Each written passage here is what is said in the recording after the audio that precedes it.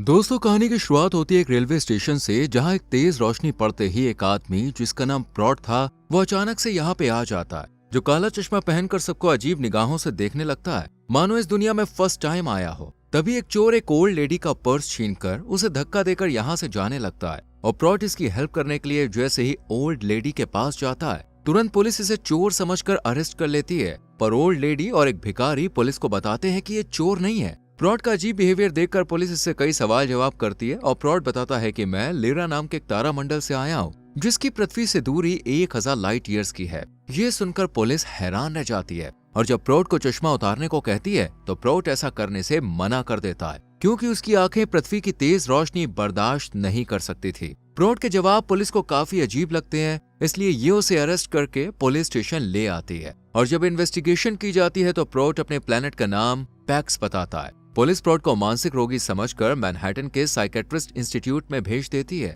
जहां mark Powell नाम का एक साइकेट्रिस्ट इस केस को हैंडल करता है। और मार्क का जूनियर प्रॉट के दिमाग के टेस्ट वगैरह करने के बाद बताता है कि इसके दिमाग में कोई कमी नहीं है। हमने इसे हैवी डोजेस भी दिए, पर अफसोस उनका भी प्रॉट पर कोई असर नहीं हुआ है। इस मिस्टीरियस केस को देखकर अब मार्क खुद प्रॉट से मिलता है और प्रॉट इसे कहता है कि मैं लाइट की मदद से केपेक्स प्लेनेट से पृथ्वी पर आया हूँ और पहले भी एक दफा आ चुका हूँ। साथ ही ये अपने एलियन होने की बात भी रिवील करता है। इस पर मार्क पूछता है कि अगर तुम सच में एलियन हो तो फिर हम इंसान जैसे क्यों नजर आ रहे हैं। प्रॉट जवाब देता है, मैं पृथ्वी पर हूँ इसलिए ह्यूमंस जैसा दिख रहा हूँ, जबकि केपेक्स प्लेनेट पर एलियन ही नजर आता है। लेकिन मार्क अभी से एक सीरियस मेंटल पेशेंट मानकर अपने इंस्टीट्यूशन में एडमिट कर देता है। प्रॉट दूसरे पेशेंट्स के साथ डॉक्टर से भी काफी अच्छे से और वेल मैनर्ड वे में बात करता है और पेशेंट्स को बताता है कि मेरा प्लेनेट पृथ्वी से काफी ज्यादा एडवांस है, वहाँ 2 सूरज और 7 चांद हैं। ये बात सुनकर पेशेंट्स भी इसे आला दर्जे का पागल समझने लगते हैं। अगले दिन मार्क एक मीटिंग ऑर्गेनाइज करके सभी डॉक्टर्स को प्रॉट के बारे में बताता है, जिसका मानना था कि वो पृथ्वी पर 4 साल 9 महीने पहले आया था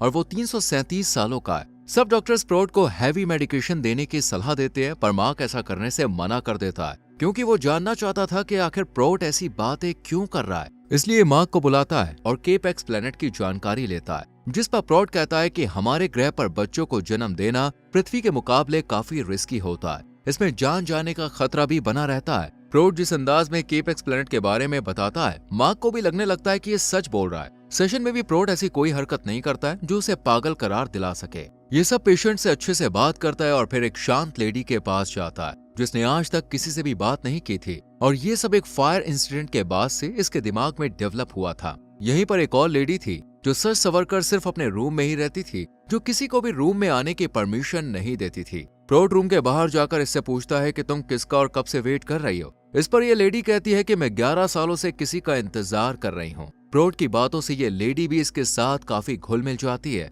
इधर मार्क को जानकारी मिलती है कि प्रॉट की बॉडी में ऐसा मैकेनिज्म है जिससे वो सूरज की अल्ट्रा वायलेट किरणों को डिटेक्ट कर सकता है, लेकिन सूरज की रोशनी को बर्दाश्त कर पाना उसके लिए इम्पॉसिबल है। इसलिए वो काला चश्मा पहन कर रखता है और फिर से मार्क प्रॉट के साथ सेशन रखता है और कमरे की लाइट को डिम कर देता है, जिससे प्रॉट पहली बार चश्मा उतारकर मार्क से बात करते हुए बताता है कि हमारे प्लेनेट पर शादी जैसा कॉन्सेप्ट नहीं है, वहाँ सिर्फ बच्चे पैदा करने का रिवाज है और फिर उस बच्चे को हम सब मिलकर पालते हैं। ना तो केपेक्स प्लेनेट पर सरकार थी और ना ही रूल्स एंड रेगुलेशंस। ये सुनकर मार्क बहुत ही हैरानी से पूछता है कि अगर कोई क्राइम कर दे तो फिर उसे कौन सजा देगा और कैसे देगा। इस पर प्रॉट बताता है कि हमारे ग्रह पर सबको अच्छे बुरे की समझ है, इसलिए कोई भी लिमिट क्रॉस करके गलत काम नहीं करता है। प्रॉट आगे कहता है कि हमारा ग्रह तुम्हारी पृथ्वी जैसा बिल्कुल नहीं है, जहाँ लोग झूठ बोलते हैं, और जिस क्राइम को कंट्रोल करने के लिए गवर्नमेंट बनाई गई है वो भी समटाइम्स जनता को धोखा देती है। प्रॉट की बातें मार्क को भी कश्मकश में डाल देती है, इसलिए अगले दिन मार्क स्टीव, जो कि इसका दोस्त था,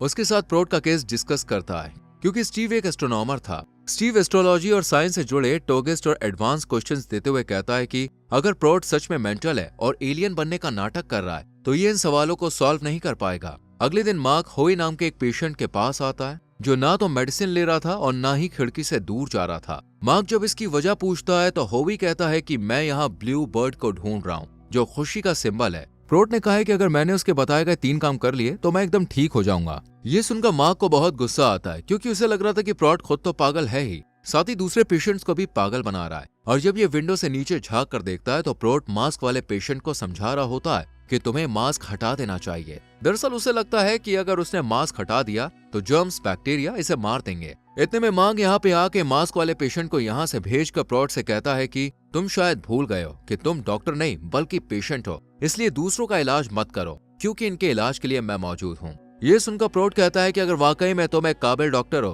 तो आज तक कोई भी मरीज सही क्यों नहीं हुआ।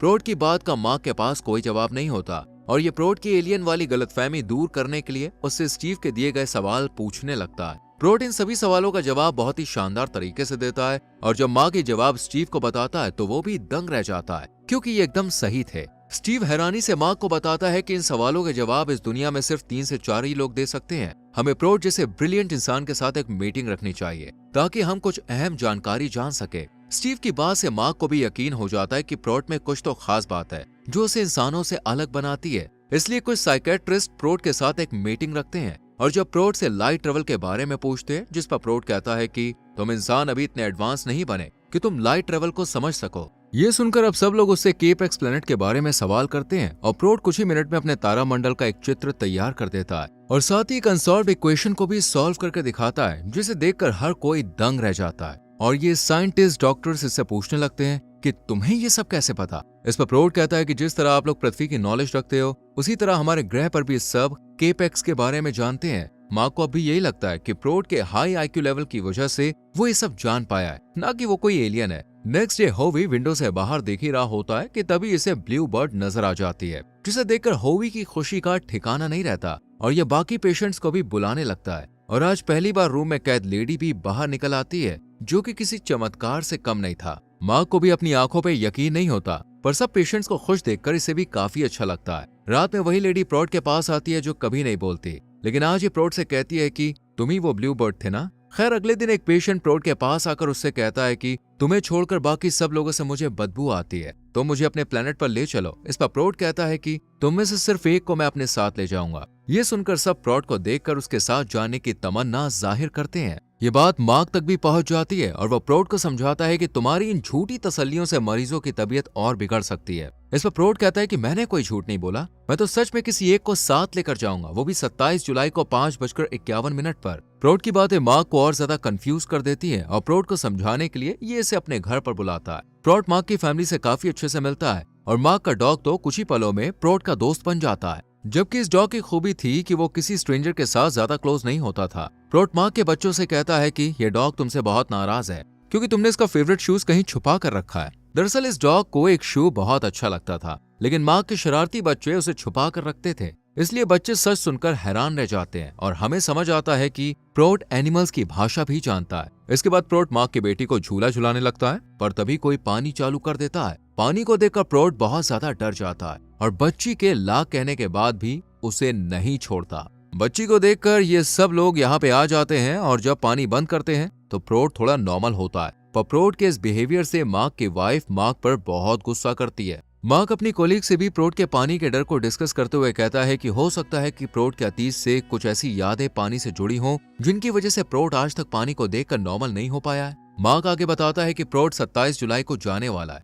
जिसका मतलब है कि वो उस दिन अपने आप को या फिर किसी और को नुकसान पहुंचा सकता है। प्रॉट के जाने से पहले मार्क हिप्नोटाइज की मदद से उसके पास्ट के बारे में जानने का फैसला करता है, पर अफसोस प्रॉट पूरे इंस्टीट्यूट में कहीं भी नहीं होता और पेशेंट्स बताते हैं कि वो कुछ खास इन्फो इकट्ठा करने के लिए ग्रीनलैंड और आइसलैंड गया है। मार्क को पेशेंट्स की बात पर यकीन नहीं होता और ये जगह जगह प्रॉट को ढूंढने लगता है, पर कोई फायदा नहीं होता है और ठीक 3 दिन बाद प्रॉट एक पेड़ पर बैठा हुआ नजर आता है। मार्क के पूछने पर प्रॉट बताता है कि मैं लाइट ट्रेवल करके ग्रीनलैंड और आइसलैंड गया था ताकि वहां की इन्फॉर्मेशन इकट्ठा करके अपने प्लेनेट पर उसे सबमिट करा सकूं। अगले दिन मार्क प्रॉट को हिप्नोटाइज करता है और प्रॉट पास्ट में झांकते हुए अपने एक दोस्त का जिक्र करता है और बताता है कि उसकी कुछ समय पहले ही शादी हुई थी और फिर उसकी बेटी हुई, लेकिन 4 साल पहले 27 जुलाई को कुछ ऐसा हुआ जिसके चलते उसके दोस्त ने अपनी जान देने की कोशिश की और उसे बचाने के लिए प्रॉट धरती पर आया था। इतना बताने के बाद प्रॉट होश में आ जाता है। अगले दिन मास्क वाला पेशेंट अपने मौत के डर को दूर कर मास्क उतार देता है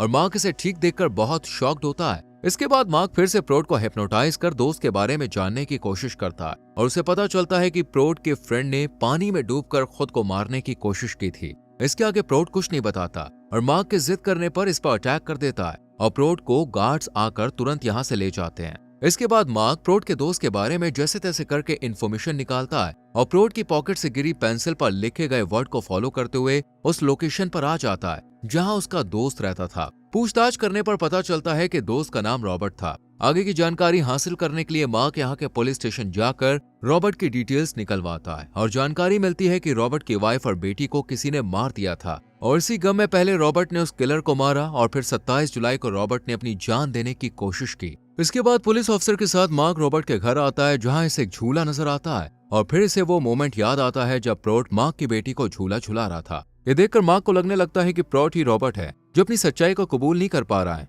दरअसल प्रोट एक एलियन ही था जो रॉबर्ट की जान बचाने के लिए पृथ्वी पर आया और उसकी बॉडी में घुसकर उसे पॉसेस कर पानी से बाहर निकाल लाया और तब से रॉबर्ट की बॉडी में ही था जबकि रॉबर्ट कोमा में जा चुका था। जानकारी इकट्ठा करने के बाद मार्क वापस इंस्टीट्यूट आ जाता है जहां पार्टी हो रही थी। इसी बीच मार्क प्रोट के साथ एक सेशन रखता है क्योंकि कल यानी कि 27 जुलाई को प्रोट यहाँ से जाने वाला था, पर मार्क इसे कहता है कि तुम चाहो तो यहाँ पर हमेशा के लिए रह सकते हो, पर प्रोट मना कर देता है। इसके बाद मार्क प्रोट को रॉबर्ट की एक फोटो दिखाते हुए समझाता है कि तुम रॉबर्ट हो, लेकिन प्रोट कहता है कि मैं रॉबर्ट नहीं हूँ, पर मेरे जाने के बाद तुम रॉबर्ट का ध्यान रखना। अगले दिन प्रोट पर सीसीटीवी कैमरे से नजर रखी जाती है और एक अलग सी रोशनी आती है और सीसीटीवी कैमरे काम करना बंद कर देते हैं। ये देखकर मार्क प्रोट के रूम में भागा हुआ आता है और देखता है कि प्रोट या कहे तो रॉबर्ट की बॉडी जमीन पर पड़ी हुई है जो कोमा में है। पेशेंट्स उस लेडी के रूम में जब जाकर देखते हैं जो बोलती नहीं थी तो वो वहां नहीं होती है, यानी कि प्रोट उसे अपने साथ केप एक्स प्लेनेट पर ले गया था। इसके बाद मार्क रॉबर्ट का ध्यान रखता है और क्रिसमस पर अपने बेटे से भी मिलता है,